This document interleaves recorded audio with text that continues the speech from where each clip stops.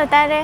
Suntem în Chiang Mai, un oraș într-o zonă montană din nordul Thailandei și în vlogul de azi ne propunem să vedem o parte din piețele din oraș. Sunt piețe locale, piețe turistice, vrem să vedem ce vând localnicii și o să începem cu o piață locală de fructe și legume. Nu de alta, dar avem și nevoie să ne cumpărăm câte ceva.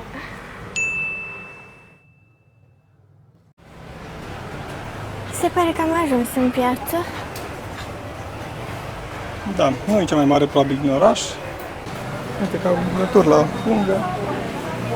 Da, murături la pungă și legume la pungă. Da, și știe pe prețul. Aia e bine. 2 de bați, 10 bați. Să vezi că sunt cantități mici. Da, da, bine, au și să-ți iei dacă vrei. La kilogram, da. Da. Dar poți să-ți iei și o pungă cu 3 castraveți la 10 bați. Uite, pătrunjel, ceapă verde. Cred că e aceeași poveste ca și în Vietnam sau Cambodgia. Oamenii nu aveau frigiderul în trecut și atunci s-au obișnuit să cumpere câte puțin în fiecare zi. Da, să fie proaspăt.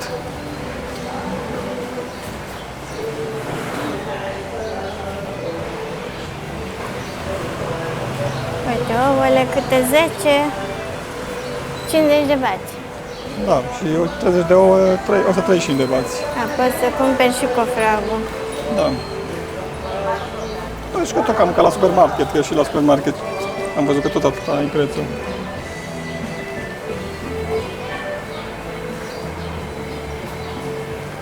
Și aici, ca și în Vietnam, se poate plăti cu aplicație din aceea cu cod QR, adică scanezi prețul. Scanezi codul pe piață? telefon. Da. Ah, nu știam asta. Și în Cambodgia era. Da, da, da. Numai că trebuia să ai telefon local și să-ți faci cont cumva la o bancă de-a lor. Deci eram prima. Da, dacă stai mult, e ok. Dacă nu...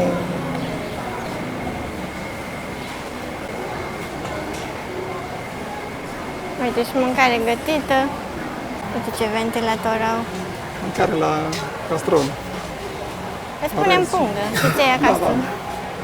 Da, și mănânci cu orez sau cu salată.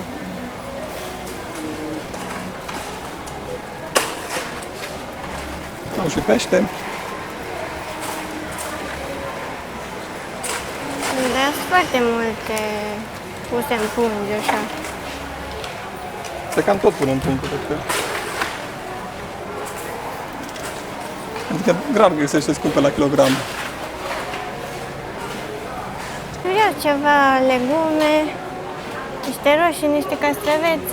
Putem să luăm și ceapă verde și eventual o salată verde.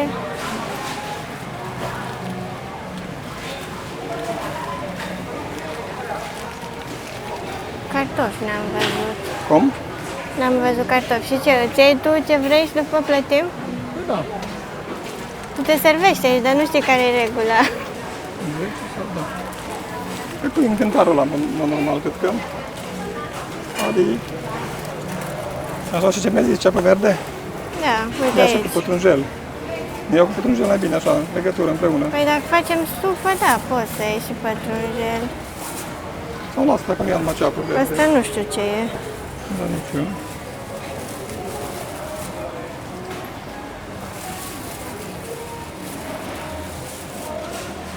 Trebuie de aplicația, să zicem.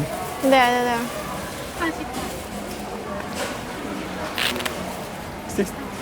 Da, ok.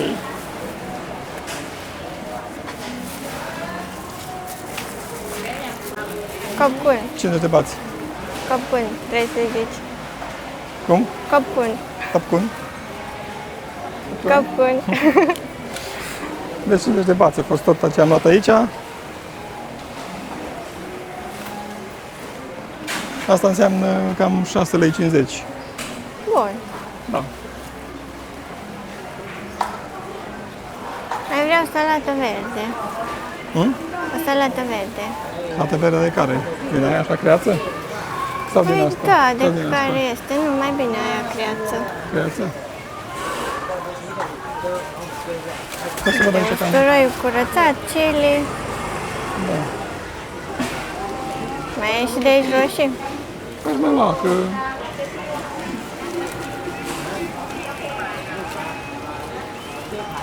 Uite și cartofi acolo. Da.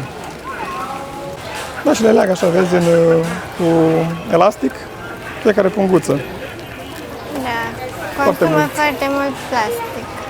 Dar asta e ceva specific în Asia. Și consumă foarte mult plastic. Și e și plastic din ăla dur. Și asta e o problemă. Da, e plastic tare, să nu se rupe punga ușor. Dar n-ai văzut și dacă cumperi din supermarket un pachet cu biscuiți, în interior de fapt sunt biscuiți câte doi împachetați din nou. Da, încă o Și dată. asta e foarte mare consum de plastic. Înțeles cum le leagă, fiecare pungă pregătește și pune acolo. Păi da, el vine cu saci Da. și după face pungi micuțe. Hai să și niște morcovi. Ia, e câte un morcov ambalat. Da, unul, nu doi. Ia doi. Iau doi. Tu? No, it's okay, put it back, thank you.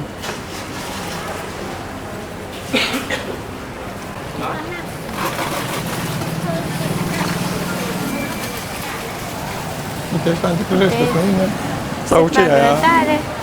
Cum? Creveți. Creveți, da. Creveți Da, băgați slăină. pe băți. Totul se bagă pe băți, ca să iei bățul în mână, ai mâncat și ai plecat. Da, și uite acolo face ceva ca un fel de gogoș, am văzut, dar uite că cu carne sau nu știu exact. Acolo în față. Chiar nu prea scrie în Aici? engleză. La piețele alea turistice mai scrie în engleză. Uite, vezi? Plătește cu QR codul. Da.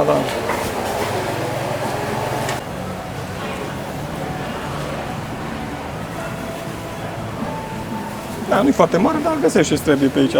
Îți faci treaba, atâta că e ciudat că consumă atâtea pungi de alea de plastic gros. Da. Când dacă îți luai la kilogram, băgai tot într-o plasă și gata. Uite ce vinde la loterie. Bine. Da.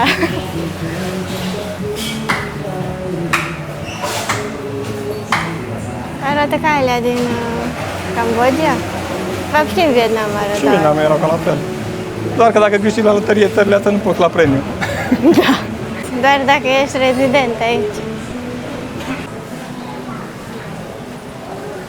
Și vezi că are frunze de palmier. Pachetate așa. Păi Să dacă ține pe ele. le folosesc, le întins masa pe ele, pe frunze de palmier.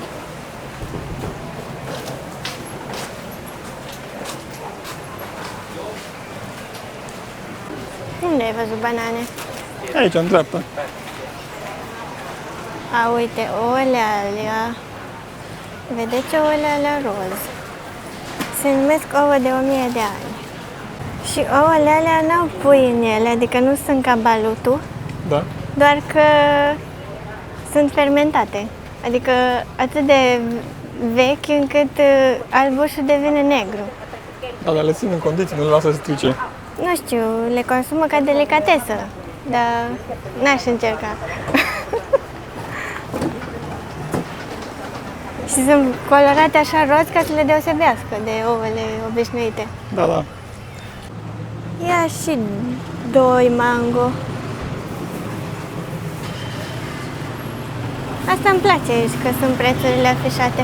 Vrei și mango? Da, 2. Adi, hello.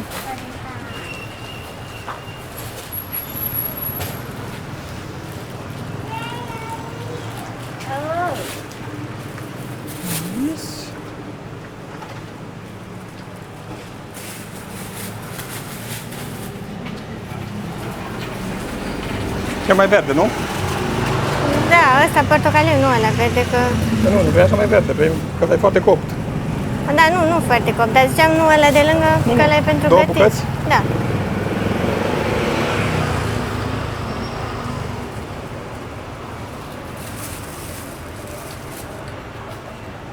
Da, mango ăsta care e copt e cam 9 lei kilogramul. Nu-i 70 de bați bucata, e kilogramul. Da. Pe un kilogram sunt 2 bucăți.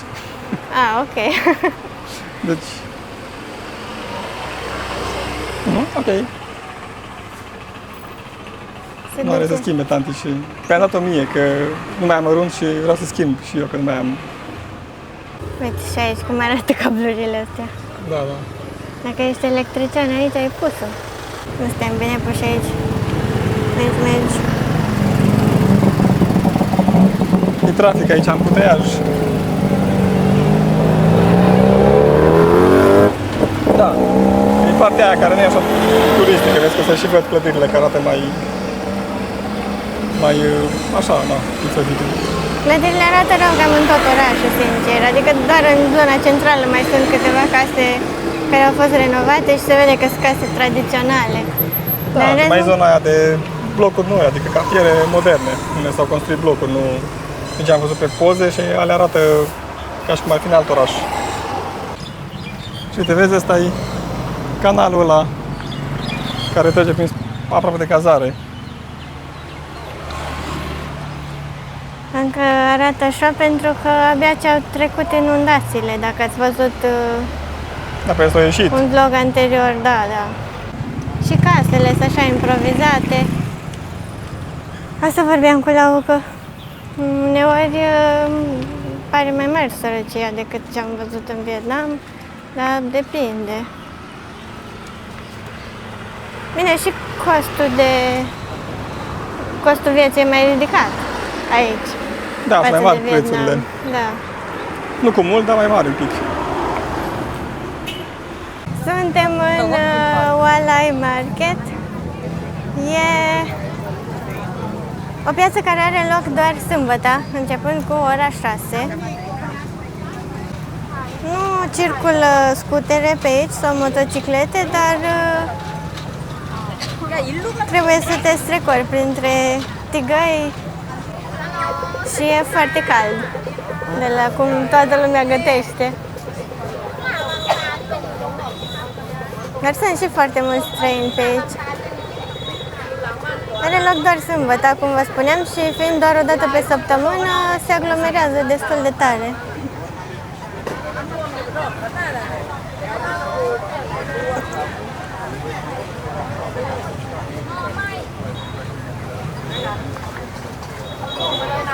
Până acum n-am văzut nimic ciudat, adică doar preparate comestibile. Dar am văzut undeva un cap de crocodil. Carne de crocodil. Păi da, bănuiesc.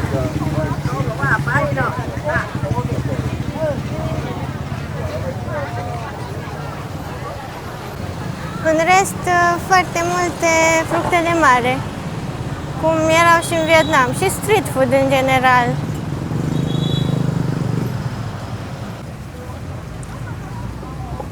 Mai sunt și zone cu suveniruri și tot felul de obiecte din cristale. Și haine, pantaloni cu elefanți care nu lipsesc din Thailanda.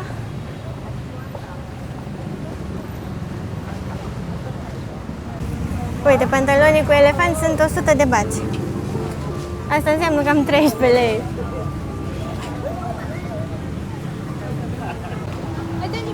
Și aici la taraba cu crocodil se vinde limba de crocodil. Numai limba? Da, e băgată pe băț și o face pe grătar.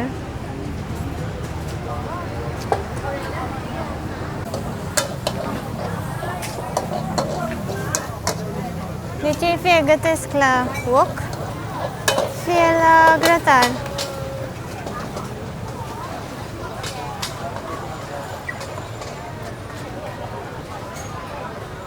Dar nu miroase rău în general. Nu mă așteptam. Mă gândeam la ceva similar cu ce am văzut în Cambodgia, dar nu e chiar așa. Dar îmi place că nu sunt agasanți. Nu prea, adică, da, ok, strigă ei cam ce vând fiecare, dar nu pot să zic că trag de tine, cum se mai întâmpla. Nu te bagă în seamă. Nu te bagă în seamă? Păi mai bine. Sunt unele tarabe unde e semnul cu interzis să faci fotografii și nu înțeleg de ce, că vând haine în general, Dar, na. Pe alea nu le mai filmăm. Uite că există și mâncare gătită. Adică supe și ceva, tocănițe, nu știu ce să astea. Facea una, așa. Da, uite, vezi? În pungă se servește.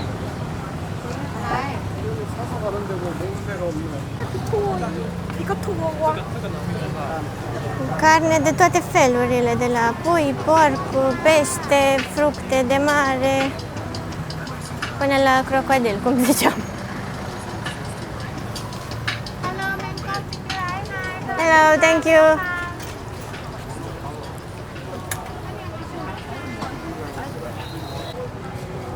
Și faimosul sticky rice cu mango. Toți străinii sunt înnebuniți după sticky rice cu mango, care, dacă mă întrebați, e doar niște orez cu lapte condensat și cu bucăți de mango. Și o grămadă de feluri de sushi.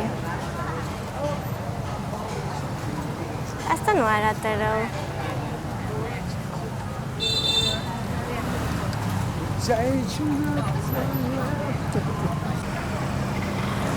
E foarte, foarte cald.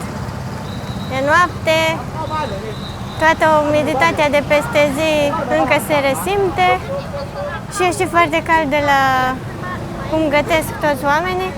Mi se pare foarte greu să stai să mănânci. Curg apele pe tine, ce să mai stai să mănânci? Eventual îți iei la pachet și te duci în altă parte. Dar sunt și mese cu scaune și poți să te așezi.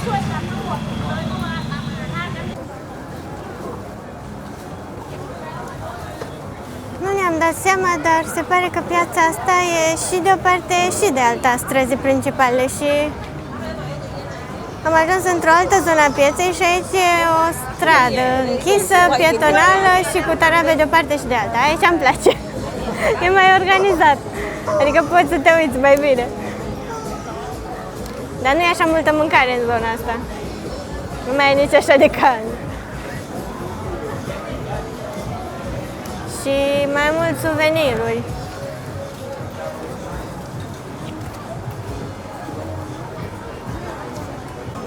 Dar serios, chiar sunt haine bune din bumbac. Și nu sunt scumpe, adică poți să-ți iei câte o cămașă cu 30 de lei.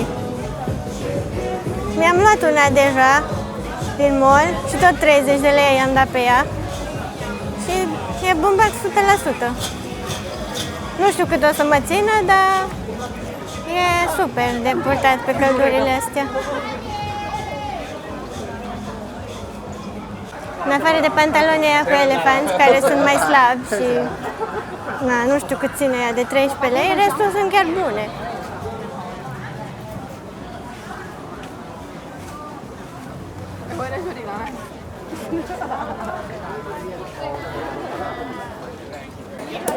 Wow, dar asta n-am mai văzut. Sculptează în tablă, nu? E placa de fier.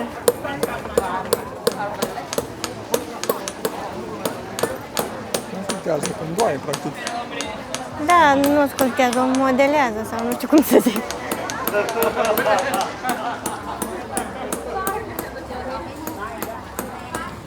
Da, asta e muncă de chinez. Sau de tailandez în cazul de față.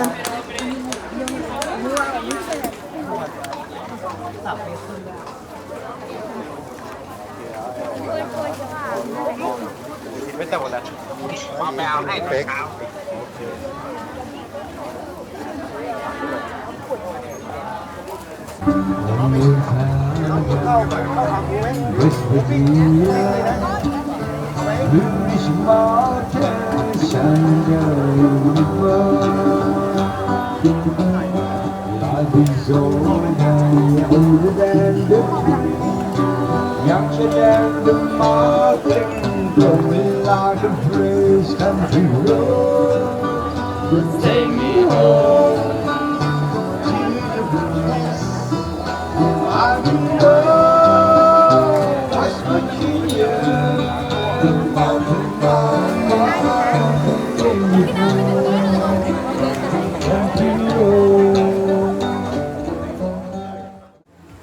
Ce e fain e faptul că sunt afișate prețurile peste tot și scrie și în engleză și la mâncare, deci nu mai trebuie să întrebi care ce conține.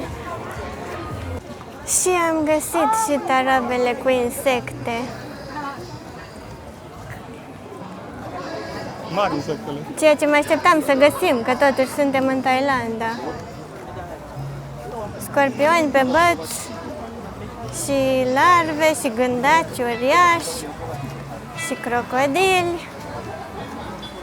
Dar nu știu cine le mai mănâncă cu atâtea grătare în jur. Adică le mai încearcă turiștii așa, probabil de distracție. Da, Nu știu ce poți să înțelegi dintr-un scorpion. Cine zicea? Zicea cineva care are gust de semințe cu coajă. Ca și când ai mâncat semințe negre cu coajă. Copiii vor punga cu gândaci în loc de punga cu chipsuri. sunt mai bune. Mai sănătoase, sigur. Au și Dar proteine. mai bune la gust, nu știu ce să zic.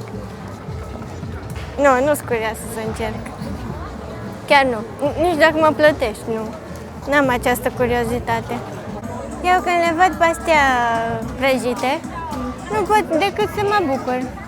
Adică cu cât sunt mai multe prăjite, cu atâta sunt mai puține care umblă libere, mai puține șanse să le vezi la cazare prin bucătărie. Deci toată lumea fericită.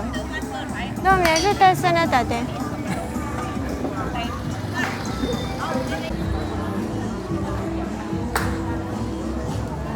Nu știu dacă ați mai văzut tehnica asta de masaj.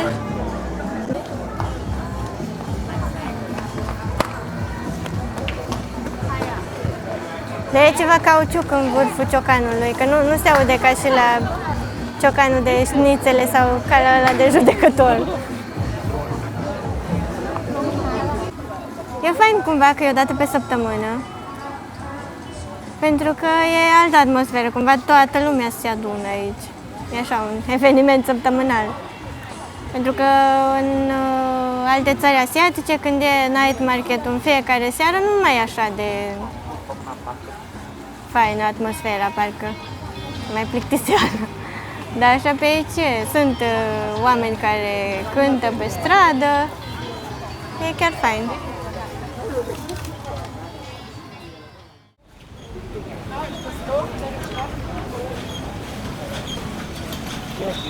Am venit într-o altă piață din Chiang Mai.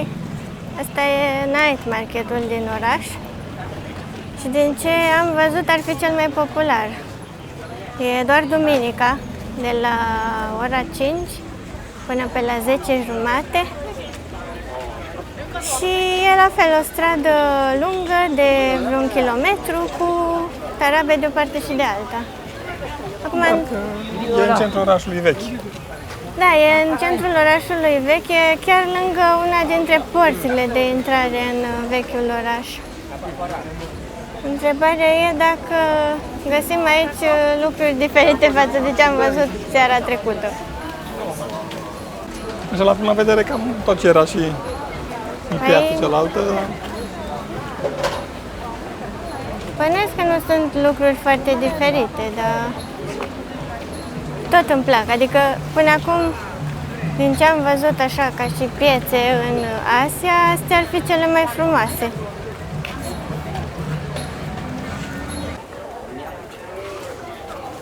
Piața ajunge chiar și în curtea unui templu. Da, aici e food court-ul, cum ar veni. Așa scrie, food center. Uite aici în dreapta, vezi? Aici e food court. Sunt mese. De aici în față, da. Și în pietele astea de noapte nu se consumă alcool și nu se fumează. Se anunță la stație, la portavoce și la stâlpi puse și se anunță că se dă amendă, undeva la 1000 de bați anunțele sau... Pe net citisem că undeva la $700. Care acum depinde de zone. Da, asta voiam să zic și eu, că se auzea seara trecută în piață, la difuzoarele alea, exact ideea asta, că e interzis să fumezi în public. Da, aici chiar se mănâncă. Se mănâncă și se gătește. Ciudat, nu? Adică nu ciudat, dar diferit. Da, până la urmă nu deranjează faptul că sunt aici, doar că la alte temple nici măcar nu ai voie să intri în curte, cumva, așa, fără să fii îmbrăcat cu pantaloni lungi. Și aici lumea e pe stradă. În templu îți arată că În n-ai voie să templu, intri. da, în templu trebuie să ai genunchi acoperiți, umerii acoperiți. Cum e în mai toate templele budiste, dar nu m-am așteptat să văd un food court în curtea unui templu.